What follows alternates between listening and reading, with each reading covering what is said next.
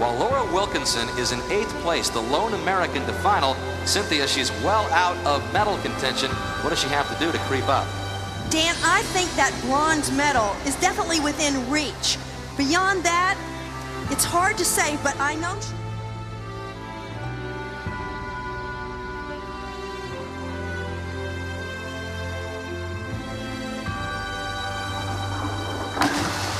It is a good start for Wilkinson, 8s and 8.5s as she tries to claw her way into the medal picture.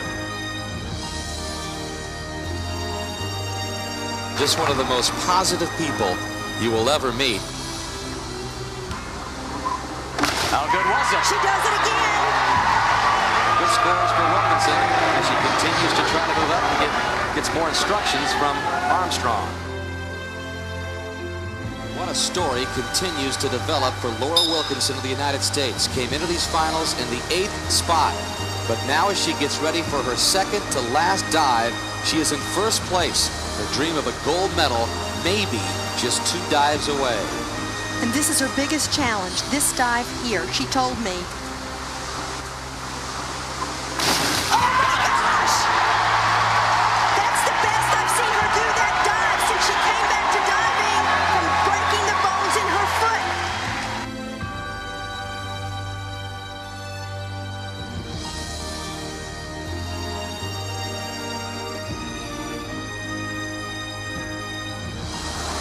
Is it going to be good enough to get the gold medal? Is it going to be good enough? Laura Wilkinson thinks it might be. In one of the most improbable diving competitions in Olympic history, has just won Olympic gold. Mom couldn't bear to watch. Dad had a minor stroke after the trials. He came out of that fine and watches his daughter win the Olympic gold medal. Unbelievable night.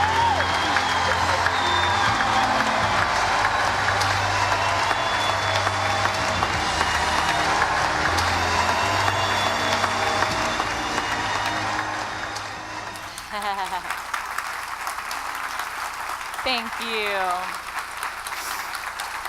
Well, happy Mother's Day, Grace Point. Did you guys like that video? I get kind of nervous watching it again. Puts me right back there. You know, when I was a little kid, I dreamed that I don't think I ever quite imagined what that would be like in that moment. And, you know, even back then, at that time, I couldn't imagine being now where I am at this stage in my life, 17 years later. So cool to look back on, and I think that's why God just sometimes gives us one little step to look at, you know, because if he showed us the whole staircase, I mean, most of us, at least I would, just hightail the other direction if he showed me the whole thing, right? But we can take one step at a time sometimes. Well, I was 22 in that video, and I remember my coach telling me that year that you could dive in a couple more Olympic Games, you could dive till you were 30, and I was like, what are you, crazy? Like, who dives till they're 30? You know, back then, people would kind of compete through college, and then maybe whatever trials or big meet was at the end of college, and that's it. You had to go get a job, a real job in the real world, and live your real life, you know? So I just didn't think that was a thing, but I kept going after that, and enjoyed it, and kept going, and sure enough, I went to 2 more Olympic Games, and that last one I dove in when I was 30 years old. Never thought that would happen, but it was a pretty cool experience, and you know, I love talking about diving. I mean, obviously it's my passion, but I think sports are just such a great analogy for life. You know, they're a very black and white way that we can like learn lessons and see the world. You know, and I think in sports and in life, we kind of have these like defining moments. You know, like maybe you've seen at the Olympics, maybe you watched last summer when there was one of the track and field races, somebody stumbled before the finish line, and one of her competitors made a decision to stop and come back and help her up and help her cross the finish line. I mean, that's a pretty incredible moment. You know, maybe you've watched other events like mine where some underdog comes out of nowhere in the 3rd round and makes this move and everybody else crumbles. They end up winning the race, right, or winning the competition. I think there's those defining moments in sports, but the same in our lives where we have to kind of stand on the edge and choose. We have to make a choice to kind of take that leap of faith, maybe do something out of our comfort zone or something we wouldn't normally do in order to whether achieve our goals or do what we know God wants us to do. Well, my first defining moment happened to be on a diving platform. The platform, we also call it a tower. It's 10 meters high. Yeah, that's that thing I was jumping off of. If you're metrically challenged like myself, that's about 33 feet. That didn't sound too bad, does it? Yeah, I hear giggles up here. Well, let's put it in perspective. Next time you go into a big, tall building, go to the 4th floor, walk to the window, take a little peek out, and imagine jumping, adding a couple of flips, no splash. Yeah, that's what I do, right? Well, the first time I saw the platform, I didn't think it looked too bad, so I ran right up there for my first jump. And the minute I stepped from that ladder onto that platform, my heart jumped right up into my throat. It was so much higher looking down from the top than it was looking up from the ground. So I took a few minutes and tried to get comfortable, tried to stop shaking, actually started to enjoy the view a little bit. And then I panicked because I climbed up here to jump off this thing, right? But those are all my teammates and friends down there harassing me, and they've all done this before, and there's no way I can chicken out in front of them. But one look over that edge to that water far, far below, all I could think was how badly I was going to hurt myself. But the truth was that I had made my mind up before I ever stepped foot on that ladder, that I was going to jump off. And y'all, that is what it's like to choose to trust and follow God in your life. My coach likes to say you can't dip your toe in from the 10 meter to see if the water feels nice. But what do? A lot of times we say, I'm going to try and do what God says. I'm going to try and do what I'm reading in the Bible. I'm going to try and do what he's leading me to do. Y'all, you can't try and jump off a 10 meter. You either jump off or you walk back down the ladder. The people standing on the end going, I'm trying to go. You're not going. You either take that step or you don't. And that is what I was doing that day. My whole goal was to get off that platform. So I gathered every remaining ounce of courage that I had, and I inched my way to the edge until I could feel my toes curl over. I looked at that water far, far below. Took a deep breath, and I let it out. And I extended my right foot, and I took that first step. And y'all, my stomach dropped like I was on a roller coaster. I couldn't even get a scream out, but I felt like I was falling forever. And finally, I hit the water. And underneath the water, all I could think was, that is the single coolest thing I have ever done in my whole life. And I wanted to run right back up there and do it again. It was like the minute I hit the water, all the doubts and fears and anxieties that I had up at the top had just washed away. So I did. I ran right back up there for another jump. And the minute I stepped from that ladder onto that platform, some of those doubts and fears started to creep back in my head. But the difference was this time, I knew that I was going to enjoy the free fall. Y'all, that first jump, that is so much like what it's like to trust God with our lives. It can be scary. It can be scary when you've got to choose to trust God, but you can't see where you're going to land. You don't know if it's going to hurt on the way down. You don't know if he's going to take you somewhere completely different. That's scary stuff right there. And fear is normal. I mean, how many times in the Bible does God say, fear not, right? A whole bunch. Because it's normal to fear. But the good news is, in 1 Timothy 1:7, we're told that fear is not of God. 1 Timothy 1:7 says, for God gave us a spirit not of fear, but of power and love and self-control. So that fear you're feeling, while it's normal, it is not of God. And we can trust God in those moments of fear, because in John 16:33, Jesus also says, these things I have spoken to you so that in me you may have peace. He says that in the world we will have tribulation, y'all. I've learned that's not an if. We will have tribulation, but, this is a good but, this is the best part, but be of good cheer, for I have overcome the world. So while you face, it's so common to face fear and to sometimes even feel paralyzed of it, but now you can know that that fear is not of God, and you can trust in a God that is bigger than anything you will face. Okay, so you can take that leap. You can trust him to catch you. He has caught me every time I have jumped. And y'all, I've had people tell me in my life, I wish I was fearless like you. I wish I was so brave. I'm like, y'all, I get scared. It is normal to get scared. And you cannot be brave unless you face your fear. If there's nothing to be afraid of, there's no bravery there. So it's okay to be scared as long as you're trusting God in the middle of it. Now, jumping off that 10 meter, that was a milestone for me. That was a big defining moment, just like so many lessons that I learned throughout my Olympic career, my diving career. And I think those lessons in the pool have helped me learn how to live life outside of the pool. When I chose to retire in 2008, it wasn't actually because I was old, 30, which was like double the age of my competitors, which was pretty old for diving, but that's not why I chose to be done. I chose to retire because I wanted to be a mom. That was like the only thing besides diving I wanted to do was be a mom. That was like my whole end goal, have some kids, be a mom. So when I retired, we were like, okay, this is gonna be so awesome. We're gonna start a family. All my friends had already had kids. I was kind of the last one, the late bloomer here, So we were just excited to kind of catch up and get into that stage of our life. But month after month after month, that just wasn't happening, And I started to get a little sad, a little depressed, and it came to the point where every month was like a heartbreak, over and over and over again, just like this torture, But after some time went by, I just told my husband, you know what? Let's just adopt. Let's just do the adoption thing. I think that would be awesome. We can be parents that way. It wasn't a foreign concept to me. My brother was adopted. He was actually born here in San Antonio, and that was normal for me. I thought I can't imagine my life without my brother. And my mom used to tell us stories about how we were both her miracle babies, one from adoption and one from being biological, and she didn't expect either one of us. We were both surprises. So it was this really cool story that she's always told us. So I thought adoption was this wonderful thing. But my husband didn't really have the same attitude about it. He's like, yeah, that's nice. Why don't we have our own kids first, and then we'll talk about adoption, It's like, we're not having our own kids. That's not happening. I just want to be a mom. So I really struggled with that. I didn't feel like I had anyone to talk to at the time because my husband wasn't on the same page. All my friends had kids. I didn't have a lot of people I could talk to about this. So I felt very isolated. But the blessing in that isolation is the only person I had to go to was God. I wish he had been my first choice anyway, but sometimes he ends up being our last resort, right? Wish he'd been my first choice, but I'm glad he drove me to him. And he just grounded me in his word. So I dug in. He brought me to this scripture, 2 Corinthians 12. And when I first got in the scripture, I thought it was great, and then I got stuck. And I got stuck here for months. See, it starts out, Paul's talking about this thorn he's got. In verse 7, he says, therefore, in order to keep me from becoming conceited, I was given a thorn in my flesh, a messenger of Satan to torment me. I'm thinking, Paul, I am right there with you. I understand. This is like bad news, the situation I'm in. I don't like it. It is like torture every single month. I totally understand you. God, I just want you to change this thing. This is awful. Torment.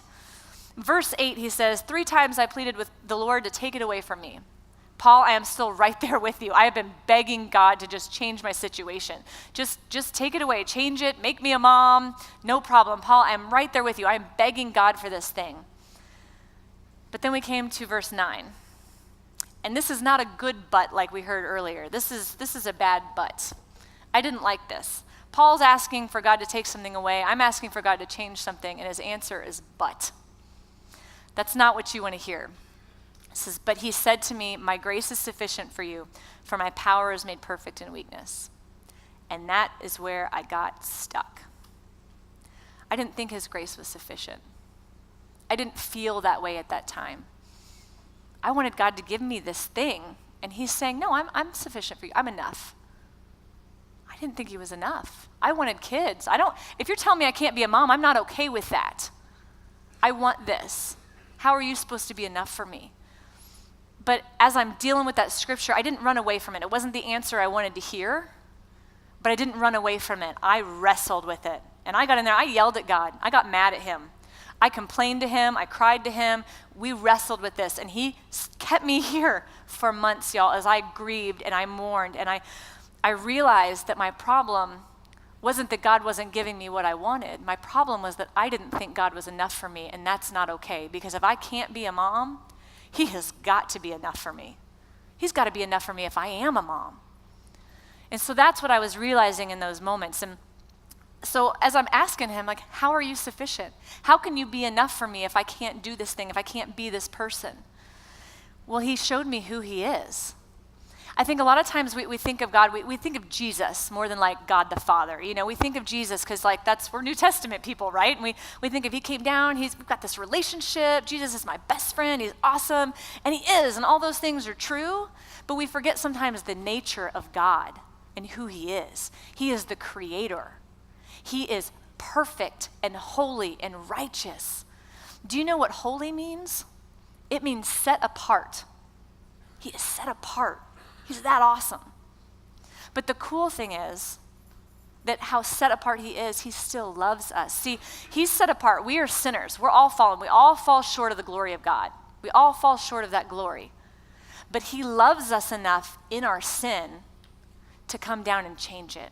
Because the wages of sin is death, y'all. And we're sinners. So there's a payment involved. They used to do all those atonements, all those sacrifices back in the day, and they had to keep doing them because it was never enough. But when God himself decided to come down here and pay with his own blood and to make that final sacrifice, that was enough. That was enough to make a way for us to have a relationship with him, to have that connection back with that perfect, holy, righteous God. That is who he is. And that God, he is enough for you. And he is enough for me. That's why his grace is sufficient, because he paid that way for us. So now I feel like I have come to terms, like now I feel like after wrestling with that, I can really understand. I feel like he has transformed my mind. You know, like Romans 12:2 says, do not conform to the pattern of this world, but be transformed by the renewing of your mind. It says, then you'll be able to test and approve what God's will is, his good, pleasing, and perfect will. Those months I wrestled with that and I wrestled with him, he renewed my mind. He changed the way I thought about him. He taught me, and that transformed my heart. And so now I can read the rest of these verses. I couldn't do that before. I just kept getting stuck with the answer I didn't want.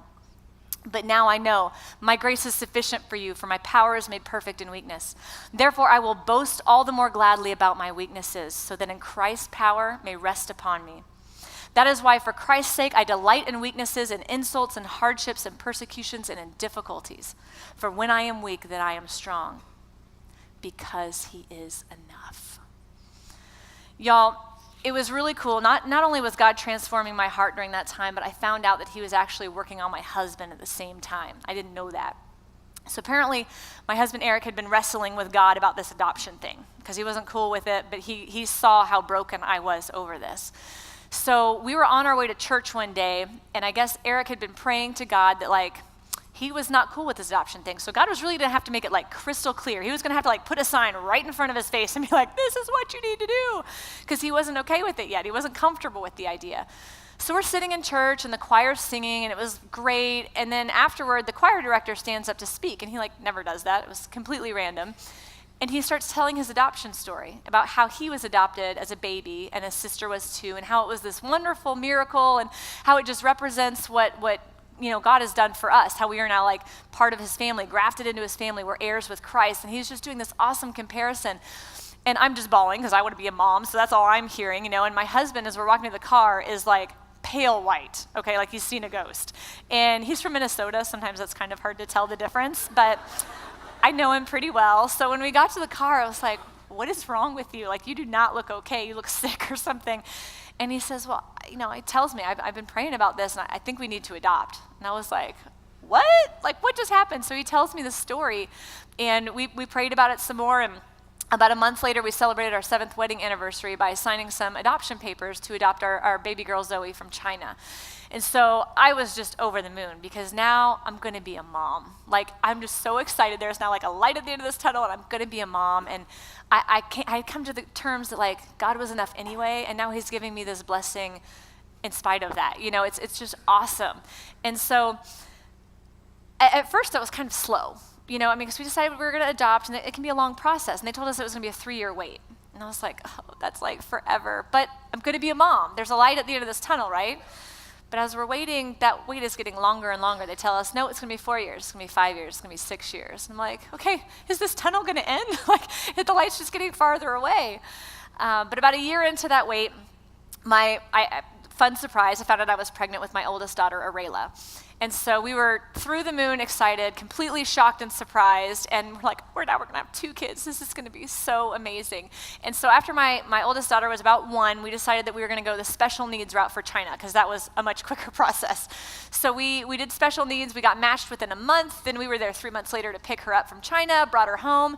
She was such a joy and a blessing to us, and we loved being parents. We were like, we got to do this again. So about 6 months after she was home, we signed adoption papers again to start the process from Ethiopia, and it was awesome. And then 3 days later, we found out I was pregnant with my son. So yes, so I may not be as seasoned of a mom as some people in the audience, but I mom hard, y'all.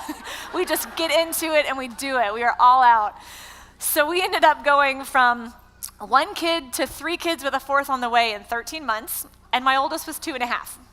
So yes, I mom hard. I think we have a picture of my little guys here. Yeah, that was when they were when they were little, my son was, I think, maybe 6 weeks old. I'm not sure if they didn't drop him off that bench. I'm glad he survived. But so as you guys can imagine, with these 3 little monkeys, it's a good thing they're cute because it was a little it the beginning. It was really hard at the beginning.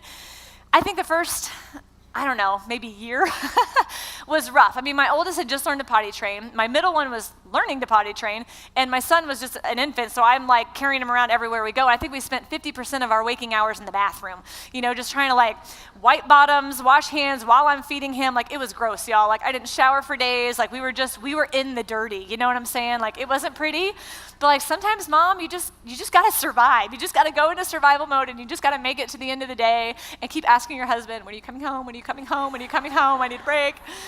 Yes, and so at night, when we're having a break, we felt like pinballs at night because we were going from from bed to bed to bed, trying to check on kids. There's like middle of the night feedings, there's potty breaks, there's nightmares. Like, it was insane. We were rocking like less than 2 consecutive hours of sleep a night for like a good, 9 months. It was nuts, y'all. But the good thing is that we can find joy in those hard days, right? In those hard seasons. But I think sometimes we get joy and happiness mixed up. So happiness it's a great thing, right? But it depends on your circumstances. It depends on the things going on around you being good, and that makes you happy. And happiness is awesome, but it's fleeting, and it comes and goes. Joy is constant. Joy you can find in God because we know who he is, and we know that he is enough. And the joy of the Lord is my strength. That joy is always there. It can be there when you're happy, and when you are absolutely disgusting in the bathroom with 3 small children every single day. Like, that joy can happen all the time. Just think about how God makes diamonds. Have you ever seen the process, or heard about how you make diamonds? Like, you take this nasty mineral-looking rock, it's ugly, you bury it deep underground, and that immense pressure is put on it for a long period of time, and then that nasty, ugly rock turns into this beautiful, dazzling diamond. That is what God is doing to you when you are in those hard moments, in those hard seasons of your life. He is refining you. He is sanctifying you. It's, God, I'm glad you took me as I am, but don't leave me this way, right? He's not. The hard is not a bad thing. It means he's working on you. He is making you more like him. He is turning you into a diamond, one of his own creations. I think that's pretty awesome. Well, along with finding joy, I think laughter is just the best medicine when you are in those hard days, especially when you are in the massive toddler action that I have been in for a very long time and am still in, and will be, I think, for quite some time. So I have made you guys my top 10 list of you might have a toddler if, because these are the things that get me through the hard days, okay? You gotta have a sense of humor about your situation. So you might have a toddler if you have served a specially requested meal only to have it repeatedly denied. You might have a toddler if you're ready to go somewhere 30 minutes early, but you're at least 10 minutes late. You might have a toddler if you have frequently had to remind someone they have to wear pants to church. You might have a toddler if you have yelled, "Fire truck, school bus," in the car, maybe by yourself. You might have a toddler if you have had to say the same thing 37 times in a row. Sit down, sit down, sit, sit, sit, sit, sit, sit, sit. That was breakfast, y'all, this morning. Thank you. You might have a toddler if you have to clean up someone else's cleanup.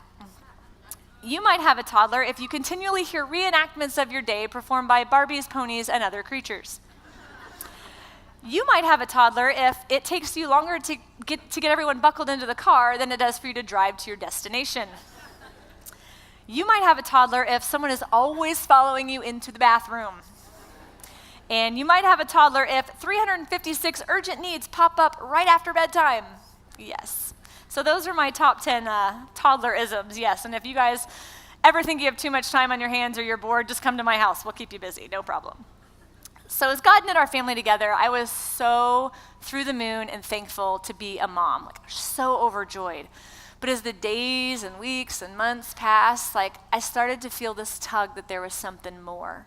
I didn't know what exactly, but there was just this pull. I loved being a mom, but I just felt like I needed to be doing something else also. And as you can imagine, I had this complete internal conflict, with mom guilt full in the swing, I'd be saying, I just feel like there's something more, and be like, What, being a mom isn't enough for you anymore? Like, no, really, I love being a mom. I feel like there's something else I need to be doing too. And okay, you have cried and you've prayed about this and you have just, it's been so hard for so long and this is just not enough. I don't understand. This internal conflict that I had was really struggling. I just struggled with a lot of guilt over just even wanting something else. But I didn't know what it was. But I knew it was there and it was a constant and I needed to pray about it. So I just said, God, I don't know what it is that you want me to do, but I'm putting my yes on the altar. Whatever it is, I'm ready. Just show me and I'm ready to do it. And nothing happened. Just kept praying. I'm ready, God. Wherever it is you want me to go, I'll go. My answer's yes. Just show me where to go. And nothing happened. So finally one day, we take the kids to the pool to say hi to my coach. We just hadn't been by in a while, so just wanted them to see, tried to make sure no kids fell in the pool. And my coach asked me, do your kids go to school at all during the week? I said, well, they all go to preschool one day a week. I get 5 hours on a Monday to not pull my hair out, maybe take a nap. It's pretty awesome. He says, why don't you come in and just play a little bit, get in the water, have some fun. And I was like, oh, it's been a really long time since I put a suit on. Not sure I want to do that. I was really kind of leery. I didn't want to put a suit on in front of all those people. It had been years. I didn't want to get in the water in front of these people who were training for the Olympics. And the last time they were little kids when I last saw them and I was training for the Olympics. I didn't want to now be this old lady hanging out of her suit trying to throw stuff off the diving board. I really didn't want how people remembered me, So I struggled with that a little bit, but I was after about a month of thinking about it, I was like, maybe I should just go one day and just see, So I put that suit on despite all my insecurities, and I showed up at the pool one morning, and I got in. And the minute I hit the water, it just felt like home. It was like quiet time to my soul. Not just an hour of peace and quiet from my children, but it actually lit my soul up. Have you guys ever, when you heard, was the worship team not awesome today? They were awesome, weren't they? Yes, they were great. Yes, they were great. Give them a hand. Well, have you had those moments when you worship and you are just belting that song out at the top of your lungs and you just feel the presence of God? You feel so connected to Him. You know what I'm saying? That feeling you get inside in your heart? That is what I used to feel like when I was diving. When I was doing my very best and I just put it all out there, that was I felt like I was worshiping to Him because it was the gifts He gave me and I was doing my very best with them. And I felt so connected and close to Him. And the minute I hit that water again, that feeling just came right back to me. But so it kept drawing me to come back week after week on a Monday for an hour. I just kept going to the pool because it was just home, And after some time, stuff started coming back quickly, and I was like, well, that's kind of weird, but it's one thing to just play a little bit. It's another thing to train full time for the Olympic Games, so I'll just keep playing for a while. Well, then everybody decided to go up to the platform one day because we only have springboards at our pool. We actually have to travel now to go to the platform. And I was like, well, maybe I'll just tag along. That'd be kind of fun. Well, when I retired in 2008, I had some injuries and stuff, my wrist doesn't bend anymore, I'm kind of just broke it a little bit, but I thought I would never get really a chance to do the 10-meter platform again, because I thought, I won't hold up. I just thought too many injuries, I'm too old and fragile, whatever, I won't be able to do it. But I tagged along this day, and I was like, well, maybe I'll just try the low one, and it was fine. So then I went up a little higher, and it was fine, so I went up to the top, and it was fine. And I went home and the wheels started turning a little bit, it's I started dreaming and hoping again. I started planning, and then immediately the guilt just came down on me. What are you doing? You're a mom now. You can't be doing this. Why on earth would you be doing this? What fruit is gonna come from this? You can't dive anymore. You can't have new dreams. This is what you're doing now. This is the end goal. You're a mom. This is it. And I really struggled with that. And I think my biggest fear was that I was kind of taking the reins into my own hands again. See, I'm a really good planner. I'm a really good go-getter and doer, and I'm really good at making my own plans and going there and being like, come on, God, why don't you sit in the passenger seat? I got this, It's not the best plan. And I was really worried that I was doing that again. And so my biggest prayer was just, God, I don't want to take the reins. I want to do what you want me to do. And if this isn't it, I need you to take it from me. And what I've started to realize is that God has really changed my prayers.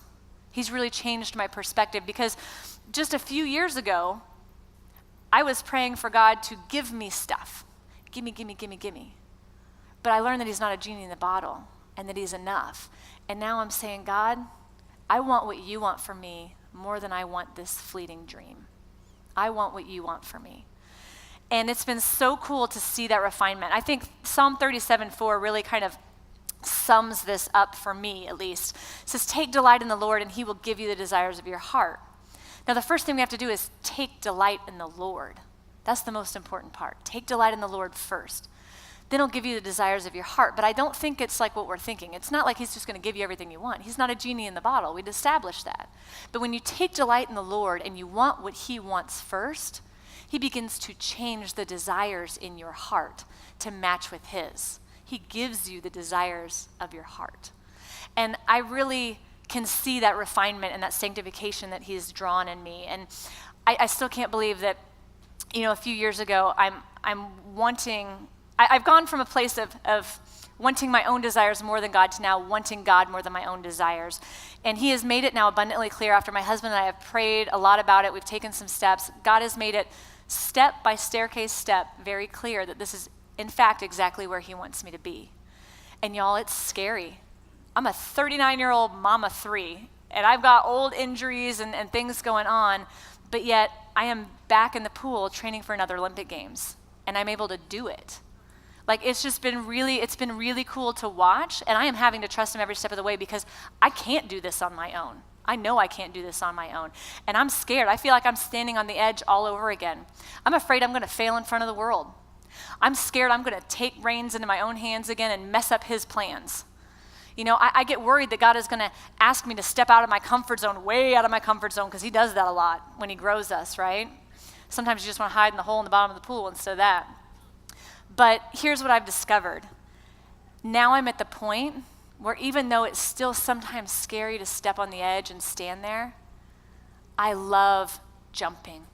I love knowing that God's going to catch me. I love the adrenaline and the adventure that it is when you stand on the edge and you leap into the darkness knowing that God's going to catch you. And you don't know what it's going to look like. And you don't know if it's going to hurt. And you don't know where or how you're going to land. But you know that you can trust him because he is a big God and he is sufficient. I love that. And so I want you guys to know that when you stand on the edge and you make that choice to trust him and you take that leap, he is going to catch you every single time. He will. He will never leave you or forsake you. He will always be there to catch you. Will you pray with me? God, thank you so much for this Mother's Day. I just ask that you give all the moms in this room, Lord, peace in their hearts. God, I just ask that you let them know that you are sufficient, Lord. Everyone in this room, God, show them, open their hearts, warm them up, let them know who you are and what you have done and that it's enough. God, I just ask that if anybody has burdens, if they are just feeling guilt, if they've lost someone, God, whatever they are struggling with right now, Lord, fill them with peace that surpasses all understanding. Help them to cast their anxieties on you because you care for us, Lord. Help them not to run away from you, but to stand firm and to wrestle with you, Lord, and to work it out, God, because when we seek you, you promise that we will find you. God, I ask that people just stand and wrestle with you and seek you out and seek out your will for their life, Lord. And I just ask that you reign, that your glory reign, because everything that you're doing, Lord, is for our good and for your glory. In Jesus' name, amen.